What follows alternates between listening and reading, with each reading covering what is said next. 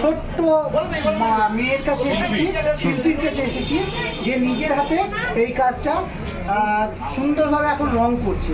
আপনারা দেখুন রংটা একবার ঘুরিয়ে দেখাবে তুমি। সত্যি অপূর্ব সুন্দর হাতের কাজ। এটা করতে তোমার মোটামুটি কত সময় লেগেছে? এখন স্টার্ট করেছো রং করা, আজকেই হয়ে যাবে তো? এইটা হয়ে গেলে তুমি এটার দাম মোটামুটি কত রেখেছো? মা জানে কত রেখেছেন এটার দাম? 350 টাকা জোড়া বিক্রির দাম। আচ্ছা, জোড়া। জোড়া। আচ্ছা, এগুলো এই কাজটা কি আপনি শিখিয়েছেন ওকে?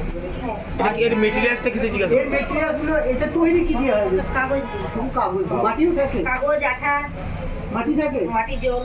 মাটির জল থাকে। বাহ, বাহ। খুব সুন্দর কাজ করো, তার সাথে সাথে পড়াশোনা করবে, ঠিক আছে? খুব ভালো লাগলো তোমার কাজ দেখে, তাই একবার এলাম। ওকে, ভালো থাকবে, সবাই ভালো থাকবেন। তোমার নামটা বলবেন? সোনিয়া পাল। বাহ, খুব সুন্দর। ক্লাস বাহ 8। বাহ বাহ, খুব সুন্দর।